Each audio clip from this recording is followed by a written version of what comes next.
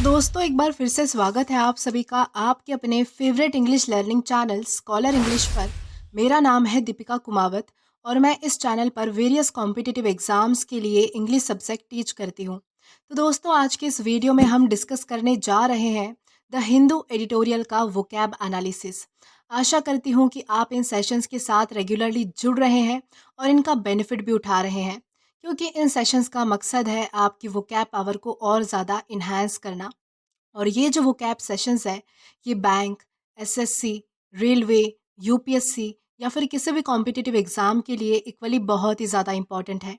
तो चलिए और ज़्यादा देर ना करते हुए बढ़ते हैं हमारे वोकैब शो की ओर और जानेंगे कि आज का हमारा सबसे पहला वर्ड कौन सा है। तो आज का हमारा सबसे पहला वर्ड है एलोक्वेंट। एलोक्वेंट का मतलब होता है प्रभावशाली, यानी कि सुंदर भाषा में बोलने वाला, यानी कि जिसके पास जो है वो बहुत ही इफ़ेक्टिव बोलने की कला होती है, जो यानी कि बहुत अच्छा बोल सकता है, उसे कहा जाएगा एलोक्वेंट। और ये हमारे पास पार्ट्स ऑफ स्पीच में एग्जेक्टिव है, यानी कि विशेषण है।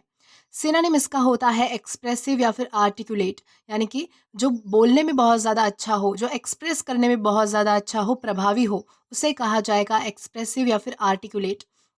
अब अगर बात की जाए इसके एग्जाम्पल के बारे में, तो एग्जाम्पल इसका है the speaker give an eloquent speech about the importance of education. यानी कि स्पीकर ने जो है वो शिक्षा के महत्व, यानी कि शिक्षा का क्या महत्व है, इम्पोर्टेंस ऑफ एजुकेशन पर जो है वो बहुत ही ज़्यादा एक सुंदर भाषण दिया, यानी कि स्पीच दिया। तो इस कॉन्टेक्स्ट में हम जो है वो एलोक्वेंट इस वर्ड का अलग अलग सेंटेंसेस में यूज़ कर सकते हैं। देन इसी के साथ हम आगे जाएंगे हमारे नेक्स्ट वर्ड की ओर और जानेंगे कि इसके बाद हमारा अगला वर्ड कौन सा है। तो इसके बाद हमारा अगला वर्ड है प्रोक्रेस्टिनेट। प्रोक्रेस्टिनेट का मतलब होता है विलंब करना, यानी कि टालना, यानी कि जब आप किसी काम को या फिर किसी चीज़ को टालते हो, उसे जो है वो डिले करते हो, पोस्टपोन करते हो, आगे के लिए जो है वो उसे पोस्टपोन कर देते हो कि हम कभी फिर और कभी करेंगे। ऐसा जब आप करते हो तो प्रोक्रेस्टिनेट होता है, तो उसे क्या कहेंगे, हम प्रोक्रेस्टिनेट कहेंगे। और ये हमारे पास पार्ट्स ऑफ स्पीच में वर्ब है, यानी कि क्रिया है।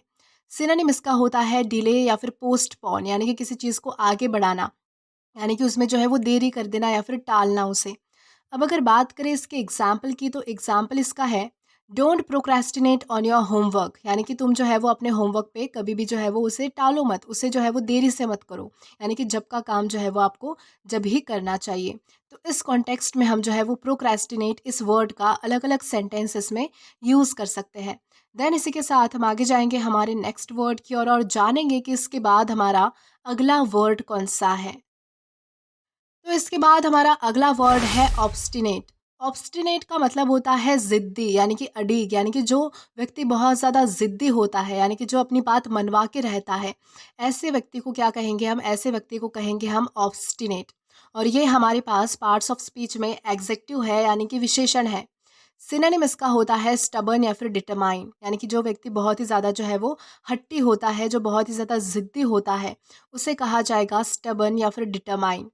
अब अगर बात की जाए इसके एग्जाम्पल की, तो एग्जाम्पल इसका है the obstinate child refuse to eat vegetables. यानी कि एक ज़िद्दी बच्चे ने क्या किया कि जो सब्जियां है वो खाने से मना कर दिया, यानी कि वो अपनी ज़िद पे अड़ा रहा कि मैं सब्जियां नहीं खाऊंगा। तो इस कॉन्टेक्स्ट में हम जो है वो ऑब्स्टिनेट इस वर्ड का अलग अलग सेंटेंसेस में यूज़ कर सकते हैं।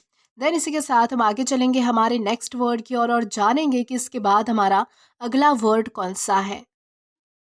तो देन इसके बाद हमारा अगला वर्ड है रैविश। रैविश का मतलब होता है आकर्षक या फिर सुंदर, यानी कि बहुत ज़्यादा अट्रैक्टिव कोई चीज़ होना, बहुत ज़्यादा सुंदर लुभाने वाली कोई चीज़ होना, उसे कहा जाएगा रैविश।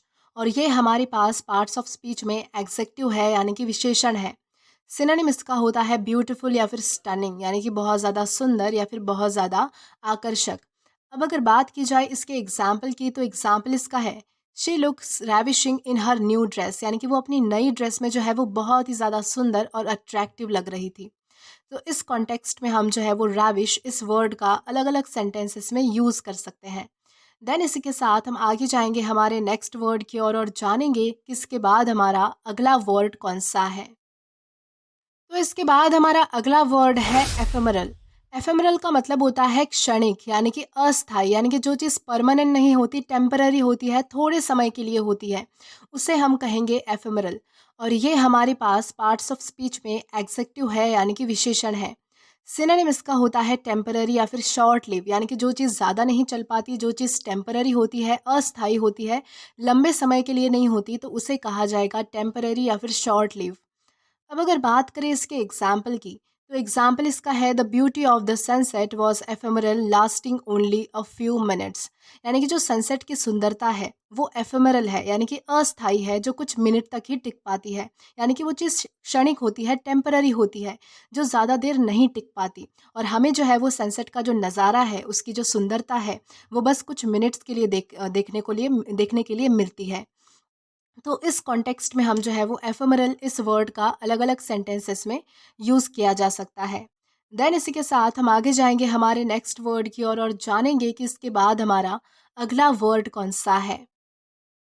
तो देन इसके बाद हमारा अगला वर्ड है यूबिक्विटस। यूबिक्विटस का मतलब होता है सर्वव्यापी, यानी कि जो चीज़ हर जगह मौजूद हो, हर जगह प्रेजेंट हो, यानी कि जिस चीज़ की मौजूदगी जो है वो हर जगह में है, तो उसे कहा जाएगा यूबिक्विटस।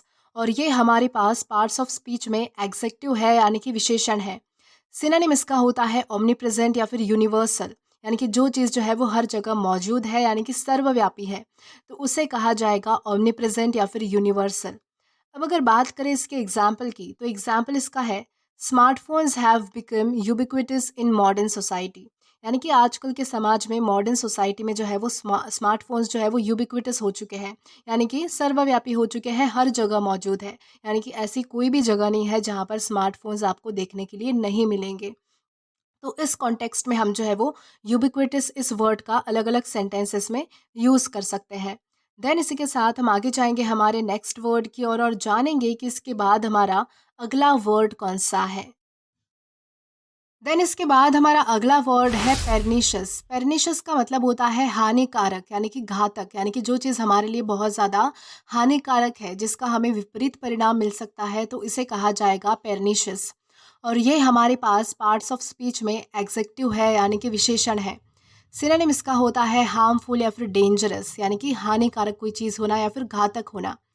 अब अगर बात की जाए इसके एग्जाम्पल के बारे में, तो एग्जाम्पल इसका है smoking has perniciously effects on health. यानी कि स्मोकिंग की वजह से जो है वो हमारी हेल्थ पर, यानी कि हमारे स्वास्थ्य पर जो है वो हानिकारक परिणाम हो सकते हैं। तो इस कॉन्टेक्स्ट में हम जो है वो perniciously इस वर्ड का अलग अलग सेंटेंसेस में यूज़ कर पाएंगे। देन इसी के साथ हम आगे जाएंगे हमारे नेक्स्ट वर्ड की ओर और जानेंगे कि इसके बाद हमारा अगला वर्ड कौन सा है।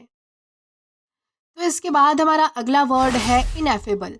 इनएफेबल का मतलब होता है अवर्णनीय, यानी कि शब्दों से परे, यानी कि जो चीज़ आप डिस्क्राइब नहीं कर सकते, यानी कि जो चीज़ जो है वो बियॉन्ड द वर्ड्स होती है, यानी कि शब्दों से परे होती है, जिसे आसानी से जो है वो उसका वर्णन नहीं किया जा सकता, उसे डिस्क्राइब नहीं किया जा सकता, तो उसे कहा जाएगा इनएफेबल। और ये हमारे पास पार्ट्स ऑफ स्पीच में एग्जेक्टिव है, यानी कि विशेषण है। सिनोनिम इसका होता है अनअटरेबल या फिर बियॉन्ड वर्ड्स, यानी कि शब्दों से परे होना या फिर कोई चीज़ अवर्णनीय होना जिसको आप बयां नहीं कर सकते। अब अगर बात की जाए इसके एग्जाम्पल की, तो एग्जाम्पल इसका है the beauty of nature is ineffable. यानी कि प्रकृति की जो सुंदरता है वो शब्दों से परे है, यानी कि अवर्णनीय है, यानी कि उसका कोई वर्णन कर ही नहीं सकता। तो इस कॉन्टेक्स्ट में हम जो है वो इनएफेबल इस वर्ड का अलग अलग सेंटेंसेस में यूज़ कर सकते हैं। देन इसी के साथ हम आगे जाएंगे हमारे नेक्स्ट वर्ड की ओर और जानेंगे कि इसके बाद हमारा अगला वर्ड कौन सा है। तो देन इसके बाद हमारा अगला वर्ड है म्यूनिफिशेंट। म्यूनिफिशेंट का मतलब होता है उदार या फिर दानी, यानी कि जो व्यक्ति जो है वो बहुत ज़्यादा दयालु होता है, यानी कि जो चैरिटी ज़्यादा करता है, जो डोनेशन देना, यानी कि किसी की मदद करना, ये सारी चीज़ें जो है वो बहुत ज़्यादा करता है, जो नेक इंसान होता है, जो भला आदमी हम जिसे कहते हैं, तो उसे हम जो है वो म्यूनिफिशेंट कह सकते हैं। अब अगर बात करें इसके टाइप की, तो ये एक एग्जेक्टिव है, यानी कि विशेषण है। सिनोनिम इसका होता है जनरस या फिर चैरिटेबल, यानी कि उदार या फिर दानी। अब अगर बात करें इसके एग्जाम्पल की, तो एग्जाम्पल इसका है the munificent donor give a large sum of money to the orphanage.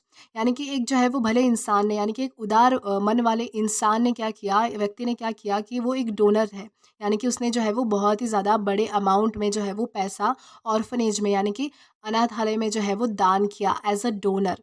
तो इस कॉन्टेक्स्ट में हम जो है वो म्यूनिफिशेंट इस वर्ड का अलग अलग सेंटेंसेस में यूज़ कर सकते हैं। देन इसी के साथ हम आगे बढ़ेंगे आज के हमारे लास्ट वर्ड की ओर और जानेंगे कि हमारा वो वर्ड कौन सा है। तो हमारा आज का लास्ट वर्ड है एक्सक्विसिट। एक्सक्विसिट का मतलब होता है सुंदर या फिर अद्भुत, यानी कि जो चीज़ बहुत ही ज़्यादा डेलिकेट होती है, नाजुक होती है, बहुत ज़्यादा सुंदर होती है, यानी कि ब्यूटीफुल होती है, तो उसे कहा जाएगा एक्सक्विसिट। और ये हमारे पास पार्ट्स ऑफ स्पीच में एग्जेक्टिव है, यानी कि विशेषण है। सिनोनिम इसका होता है एलिगेंट या फिर ब्यूटीफुल, यानी कि सुंदर। और अगर अब बात करें इसके एग्जाम्पल की, तो एग्जाम्पल इसका है the design of the necklace was exquisite, यानी कि जो नेकलेस है उसका डिज़ाइन जो है वो बहुत ही ज़्यादा डेलिकेट और सुंदर था। तो इस कॉन्टेक्स्ट में हम जो है वो एक्सक्विसिट इस वर्ड का अलग अलग सेंटेंसेस में यूज़ कर सकते हैं। तो दोस्तों, आज के लिए बस इतना ही। आज की इस क्लास का पीडीएफ आप हमारे टेलीग्राम चैनल के थ्रू एक्सेस कर सकते हैं।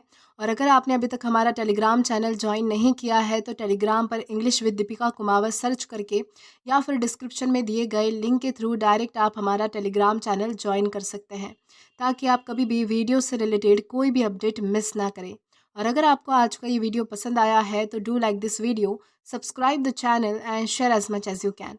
और अगर आपने इससे पहले वाले वीडियोस नहीं देखे हैं तो यहाँ पर मैंने एक प्लेलिस्ट प्रोवाइड की है, जहाँ पर आप क्लिक करके वो सभी पहले वाले वीडियोस भी देख सकते हैं और एक्सप्लोर कर सकते हैं।